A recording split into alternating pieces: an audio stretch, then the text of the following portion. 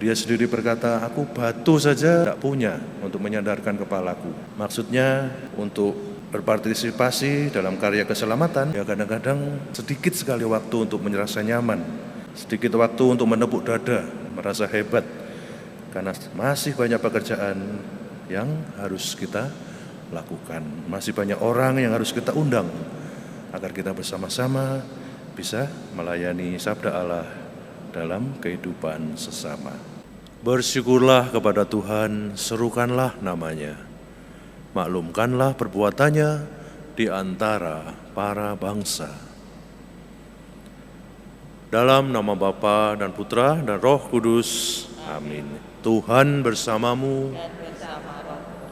Saudara-saudari, sebagaimana Abraham menyesuaikan diri dengan perjanjian, demikian pula hendaknya setiap pengikut Kristus menyesuaikan tindakannya dengan Injil.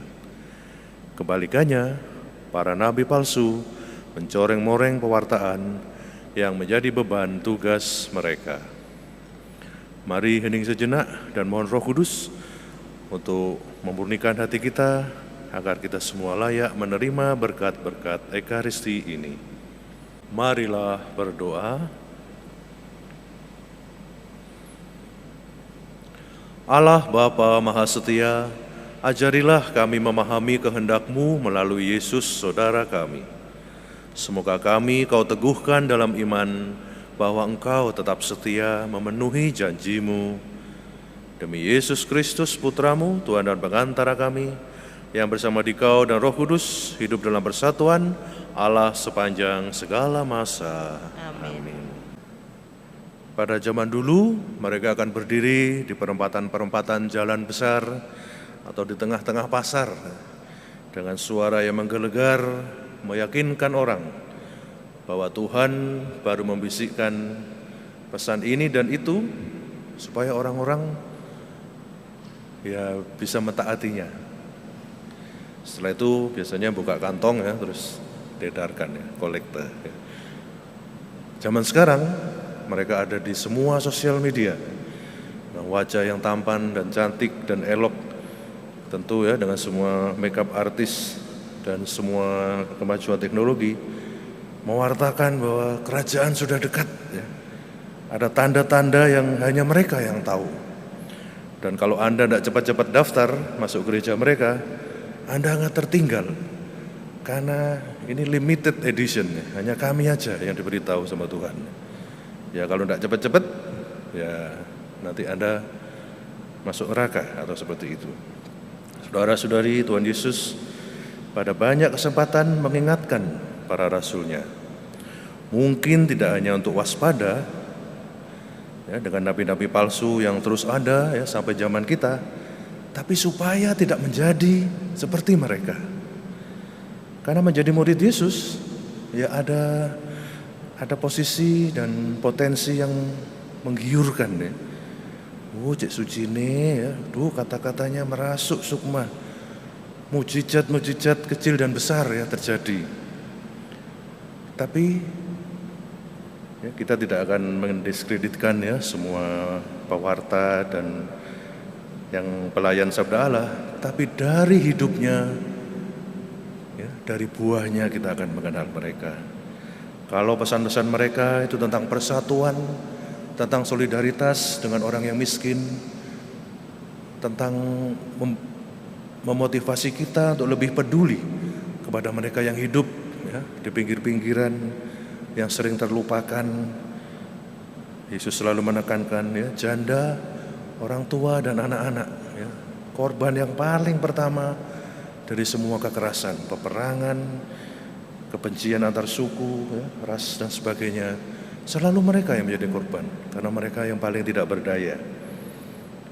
Kalau yang kita anggap guru ini, ya, tidak pernah menyebut mereka dalam undangan mereka, ya, hanya menggalang dana, ya, hanya ya, memperbesar gereja, ya, dan tidak pernah ngomong tentang orang, ya, ngomong tentang semen ya, dan bahan bangunan, tidak pernah ngomong tentang tubuh dan darah, tentang jiwa.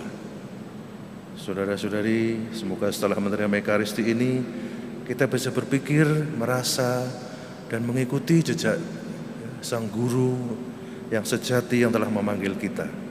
Dia sendiri yang hampir tidak pernah hidup dalam kenyamanan. Sejak dalam rahim ibunya ya, mengungsi ke sana, diancam mau dibunuh ya oleh Herodes, dan hidup dalam kesederhanaan ya, selama lebih 30 tahun sebagai asisten tukang kayu.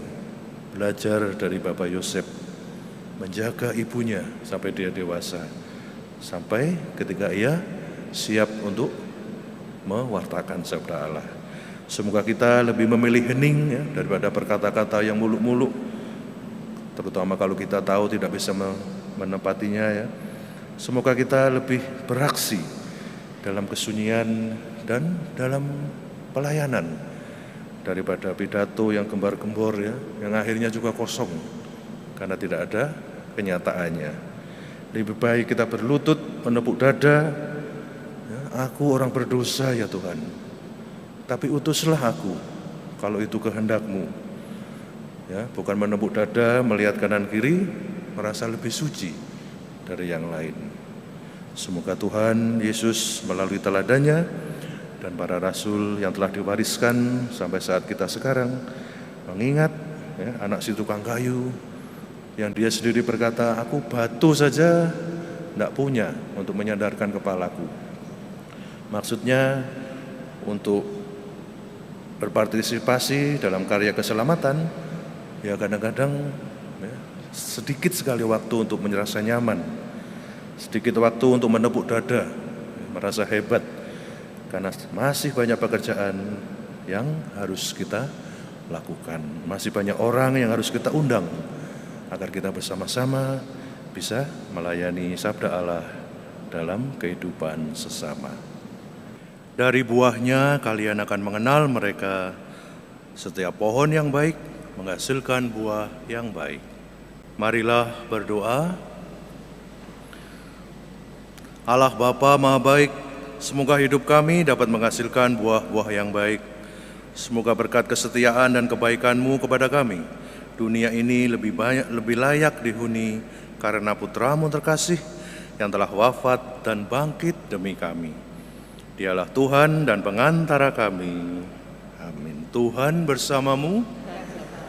Semoga saudara sekalian berserta anggota keluarga dan komunitas di sini dan dimanapun berada senantiasa dilindungi, dibimbing, diteguhkan, dan diberkati dengan berlimpah oleh Allah yang Maha Kuasa, Bapa dan Putra dan Roh Kudus. Dengan demikian perayaan Ekaristi kita pagi ini sudah selesai. Mari pergi, kita diutus.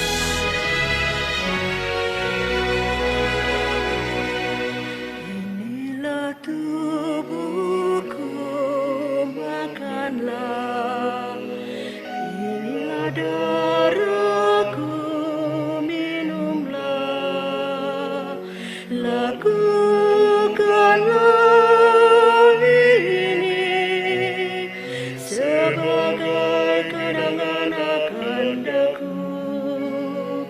Inilah tubuhku, makanlah.